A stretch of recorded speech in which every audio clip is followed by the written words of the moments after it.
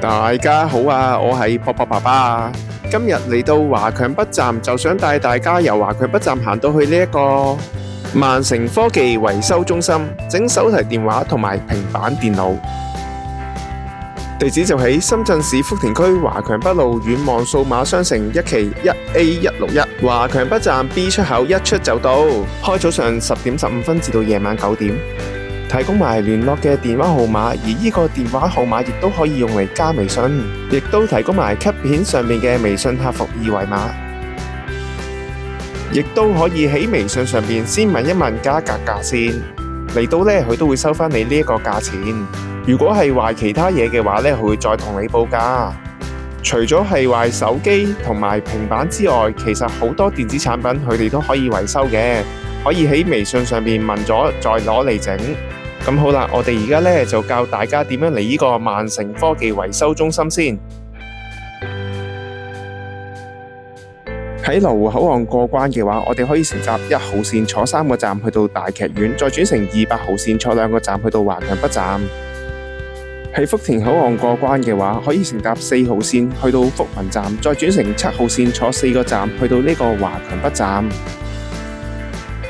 喺蓮塘口岸過關嘅話，我哋係唔需要轉車嘅，只需要乘搭200號線坐6個站就可以去到華強北站。喺深圳灣口岸，我哋會乘搭13號線去到後海，再轉乘11號線去到江夏北，再轉乘200號線去到呢個華強北站。鍾意呢條短片嘅話呢，可以俾返個 like 啊！覺得有用嘅話呢，可以分享俾你身邊嘅人。我哋係一條教學嘅頻道，好需要你嘅支持。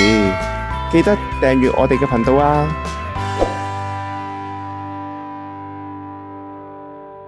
我哋而家開始啦，嚟到華強北站之後，出咗閘，我哋要去揾呢一個 B 出口。B 出口，振華路北側。離開咗 B 出口之後，我哋要乘搭呢個扶手電梯上返去地面。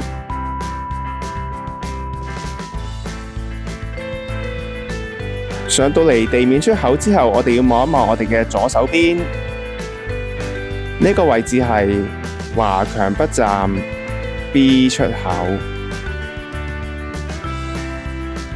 離開咗華強北站 B 出口地面出口之後，我哋要轉右。望一望前面就已經見到呢個遠望數碼商城，之後我哋再行過去，然後我哋要行過去遠望數碼商城左手邊嘅入口，過咗呢嚿石頭，然後喺呢個位置我哋行入去商場入面，跟住我哋再直行，行到呢個位置右手邊就係我哋要嚟揾嘅萬城科技維修中心。好啦，我哋而家呢就帶大家呢行過去呢個科技維修中心，睇下裏邊維修嘅情況先。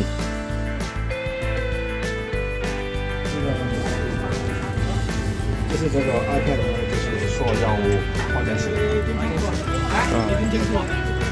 這個輔助感嘅你，中間嘅裝是幹什麼？等一下都在換。結果就是慢慢我發消息俾你。對啊，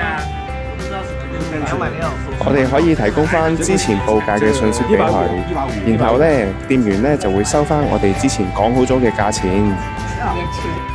之後呢，維修呢大約係需要1個小時。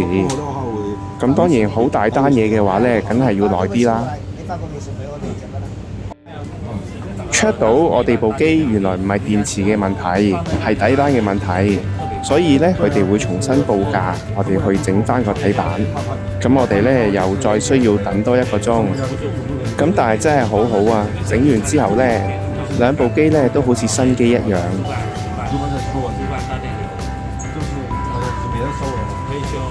大家有興趣嘅話呢，都可以攞返自己屋企嗰部好舊嘅手機或者平板電腦，攞嚟呢度整一整佢，都可以變得新返同埋快返，可以繼續用多幾年。我哋今日又介紹住咁多先啦。鍾意呢條短片嘅話呢，可以俾返個 like 啊！覺得有用嘅話呢，可以分享俾你身邊嘅人。我哋係一條教學嘅頻道，好需要你嘅支持，記得訂閱我哋嘅頻道啊！拜拜。